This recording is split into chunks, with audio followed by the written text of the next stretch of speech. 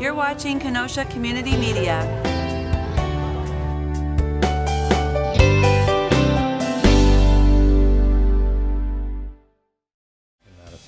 Well, hey, Jason, for me, Either he wants to say something or eat something, one of the two. Take the opportunity to put up musical interest. Acting, dancing, and now singing a Grammy winner. After those movies, and particularly Night Shift, and you've been gung-ho.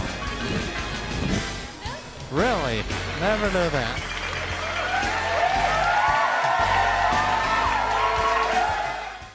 welcome to Just Talkin'. We have a great show for you today. We are here at the Walt Disney birthplace in Chicago, Illinois. So let's go see the event.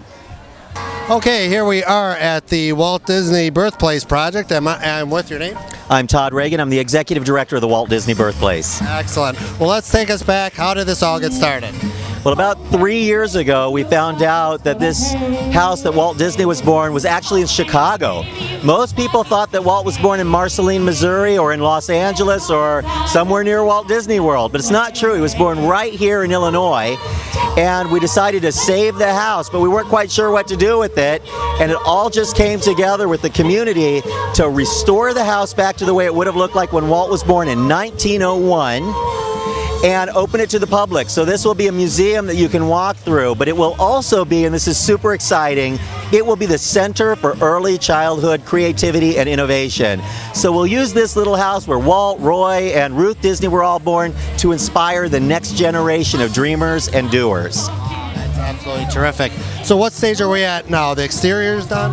Yeah, so it looks really beautiful. I'm sure you guys will see some shots here, but soon we'll do the inside. So right now the inside is completely, all of the drywall has been removed. We're exploring the bones of the house to determine where the doors would have been, where was the kitchen, where was the bathroom, did they have a bathroom, what kind of lighting did they have? And we've learned a lot of really interesting things. For example, when this house was built in 1893 by Walt's father, it was designed by his mother, they didn't have indoor bathrooms in this part of Chicago. So the house was built without a bathroom. But later, by the time Walt was born, they would have had plumbing in this area, and we found the original bathroom under the stairs. Have you ever heard the term water closet? It was literally because people didn't have bathrooms, and the only space they had to build them when they retrofitted was to put them in an old closet, in this case under the stairs. About the project, how much longer do you think it'll take? It depends on fundraising. To build a house in the way that the public can go through, so it's a museum, and to build it up to that code, ADA compliance, buying all of the old antiques, and so it will cost about $1.5 million, we've been told, to complete this project.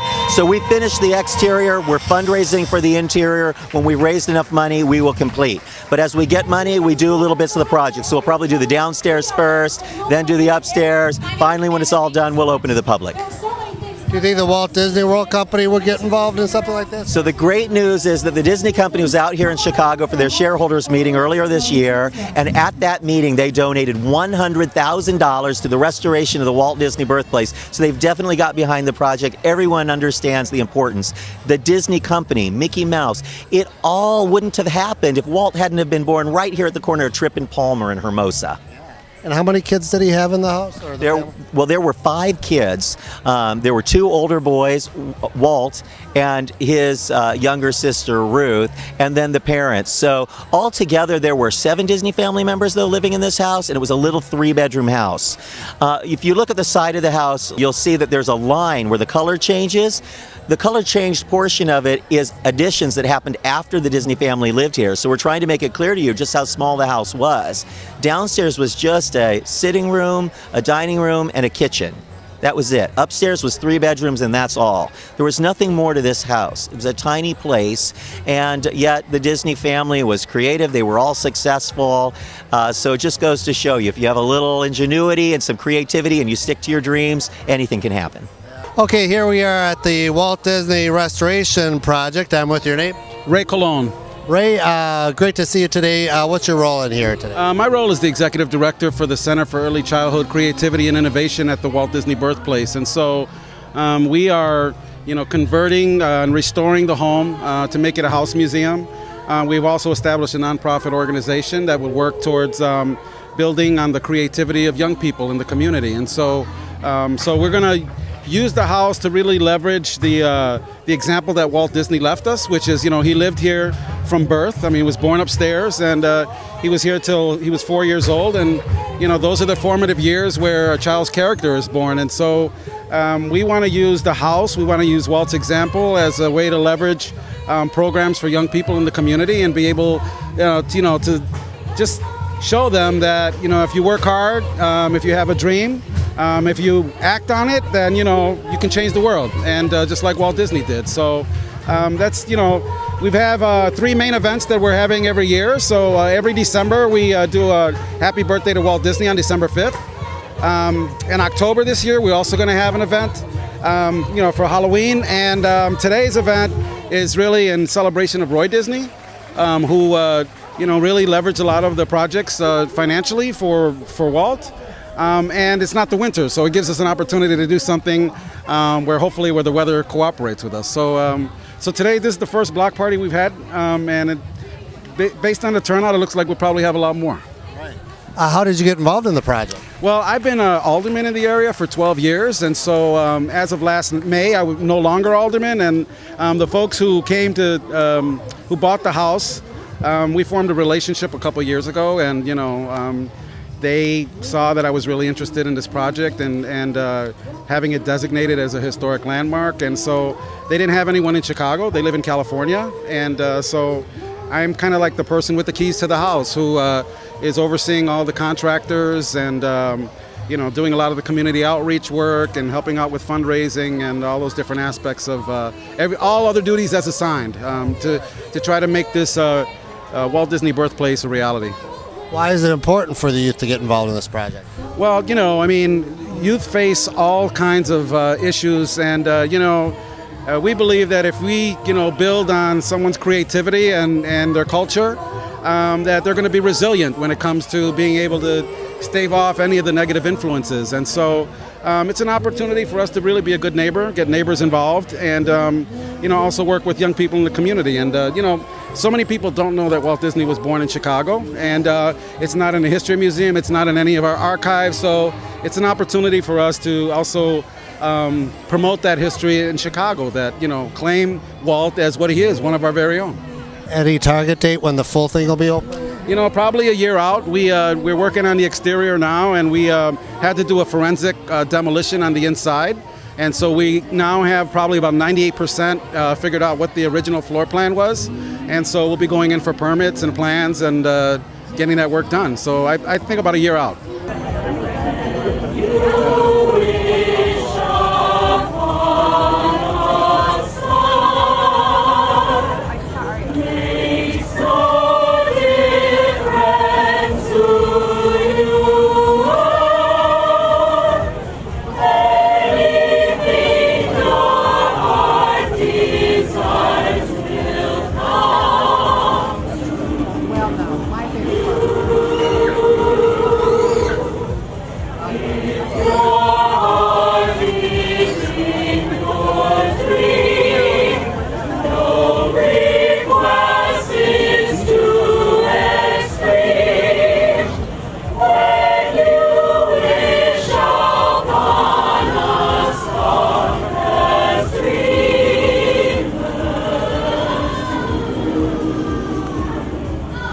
Okay, here we are at the Walt Disney Birthplace Project, and I'm with your name?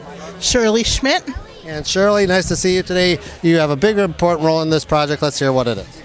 We donated the creativity tree that you see behind us with all the beautiful ribbons on, a few paver stones in honor of the grandchildren, and the gate. Oh, wow. How did you learn about this project? How did it all come about? We love Walt Disney and all it stands for, and we love children, and this project involved children and Walt Disney. So we had seen them at a convention and inquired, and we talked to Todd Reagan, and we slowly got involved. Oh, wow. And where are you from now? We're from Kaukauna, Wisconsin. Okay, great. And, you loved Walt Disney. What's one of your favorite Walt Disney movies? Bambi. Oh, absolutely. Why is this the movies and the whole Walt Disney Company lasted this long? I think because it was family orientated. There was a man who was on a mission that created things for the family. As well, if you know that he started bringing his daughters to a carousel, and he watched them ride, and he wanted a place where the parents could also ride and have fun with the children instead of just watching. Now, and again, talking about the youth. Now, how's the youth involved in this project? The youth are involved for the creativity. They will have stations once the house is complete. Their creativity juices to let flow. Those who normally don't have a venue to do artwork and things will be allowed to do so inside. They'll have like a little scavenger hunt. Well, what do you think of the event today? It's wonderful, and it's so nice to see so many people come out to celebrate. Absolutely. Well, on that note, we thank you so much for your participation in this project. It's an excellent project, and thanks so much for talking with us today.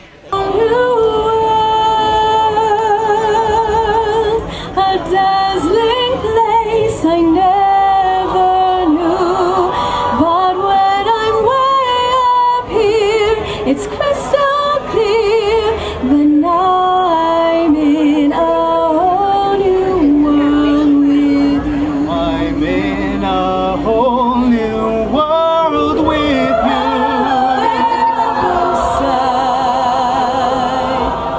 Indescribable feelings, soaring, tumbling, freewheeling through an endless darkness sky.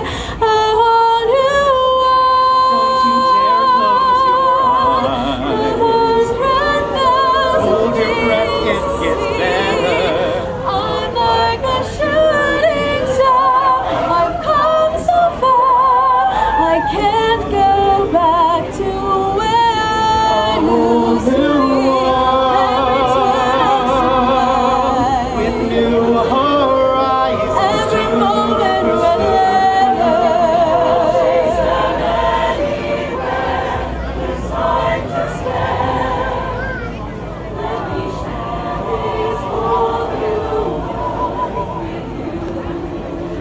Okay, here we are at the Walt Disney Birthplace Project, and I'm with your name.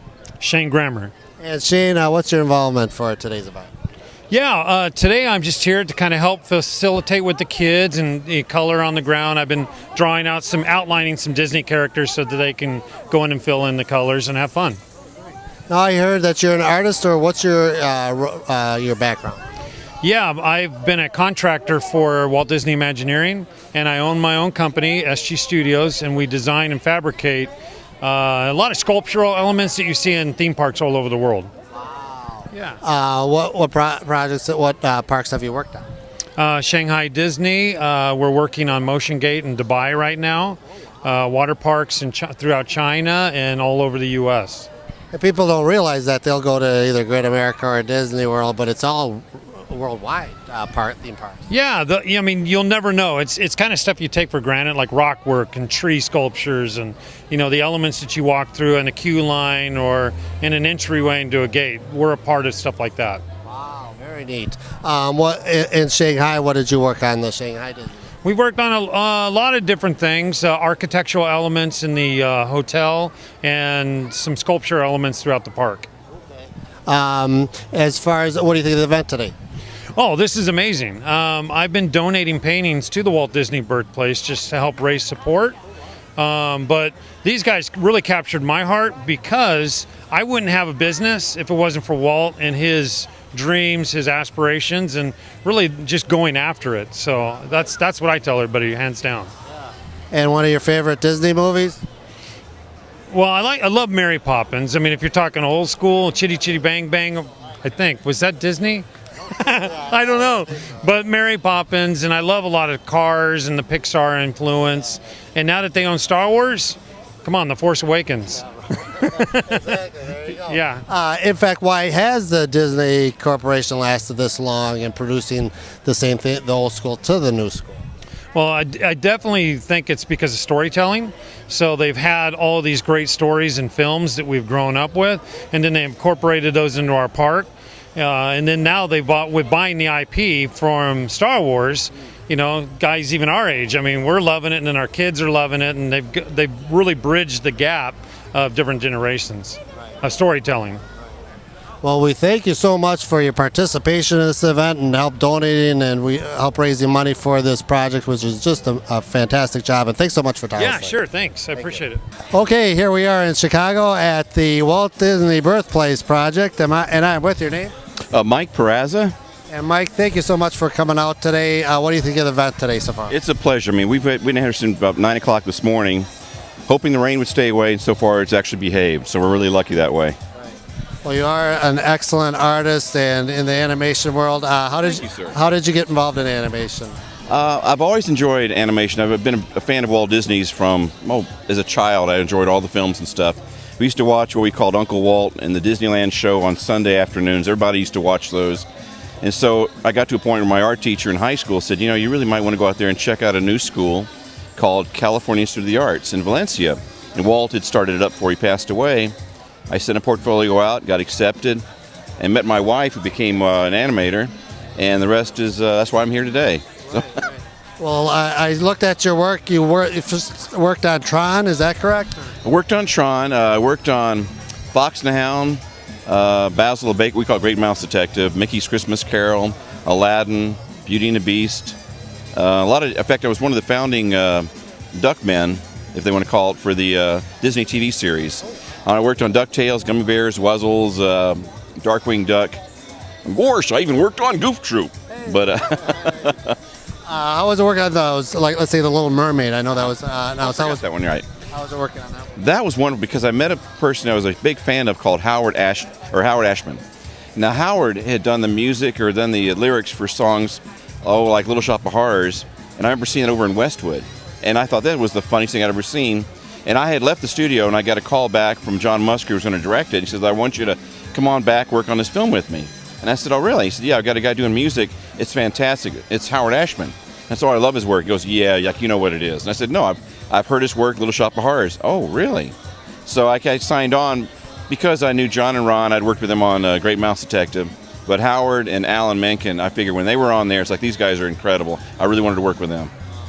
And maybe those who don't realize what those end credits about, how many animators work on a project like that? Oh my gosh, it's overall the team is in the hundreds, and it really, people say it takes a village to do certain things. It takes a huge team and a very talented, committed crew to make a film like Little Mermaid, because we have guys that it takes maybe about 7 or 8 people that can take credit for being a father of Ariel. We have character designers, concept artists, animators, cleanup, assistants, in-betweeners, all kind of people like that. So it takes a huge crew of committed, talented people to work together as a team to put these things together. Every movie that Walt Disney Productions put out is just so magical. Is it hard work when you're doing it, or do you feel that it's going to be a hit or something special? You mentioned Mermaid. When I heard the soundtrack and I looked at the script was actually pretty good, but the songs, I told my wife the first day, I said, this is going to be a special film. Are really incredible. And I love musicals. A lot of the early songs or features back to Snow White, Pinocchio, all the old class Dumbo had a great soundtrack, wonderful songs, and they kind of moved away from that in the years. And so this was actually a really big return to having a very musical, almost a Broadway soundtrack to a film. And so I was thrilled to death to work on something like that and work on the numbers. We kept trying to channel Busby Berkeley and things like that as we worked on them. Anything you're working on now that we can? Well, I just finished up working on a project or a number of attractions for Shanghai Disneyland. So that, and I'm working on one project I can't mention because it hasn't been approved by the studio yet. But working on a lot of Disney artwork for the parks. These are different like poster arts and some attraction designs. So it's for things for Disneyland, Disney World. Well, we thank you. So, and then let's talk about that drawing that you're doing over there too. Okay. I walked in, I'm like, this is a Disney artist. Oh, well, you're too kind. But it's a perspective piece, and what I did is I designed it from around 4.5 feet high or so. It's something if Minnie Mouse was to walk up there and see what her husband was doing, it'd be like what a child would see. So I made, if you take your camera and kind of lean down to about 4.5 feet, take a picture, it looks like Mickey's actually coming right out of the sidewalk in 3D.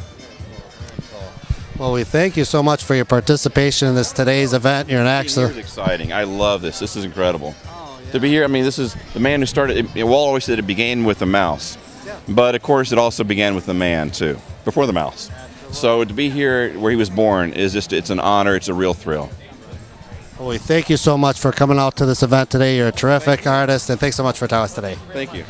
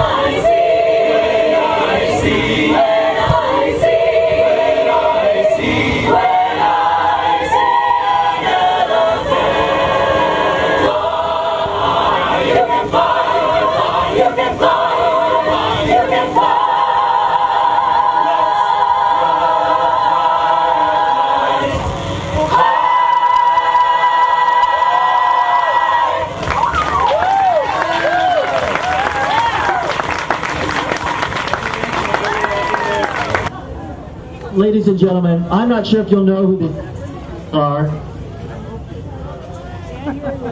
See, can you hear my mic? Okay, good. This next gentleman and lady are very special. They're dear to many of you and they're dear to me. Started singing and dancing and making people happy long ago and worked with a man named Walt Disney. He's been in movies such as Chitty Chitty Bang Bang and Mary Poppins. But he also believes deeply in the arts. And he's been saddened by the lack of arts in communities all across America. And he's here today to stand with you, with creativity and innovation at the Walt Disney Birthplace in mind.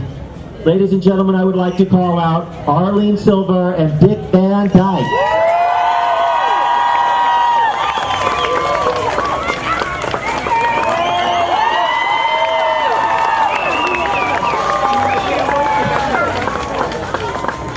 Here? Hello? Can you hear me? Is this on? Oh, it works better. And don't ask me why. I'm what's left of Dick Van Dyke. Thank you so much for coming. This is so important. A lot of the schools have been dropping art and music programs. And we're interested in creativity and kids having a chance to go ahead, who have talent and ability to go ahead and do it. And Walt Disney was one of a kind. There was never another one before him, and I doubt there'll ever be another Walt Disney. He was the best. And what am I going to do now? Am I going to shovel something? No, what? Yeah.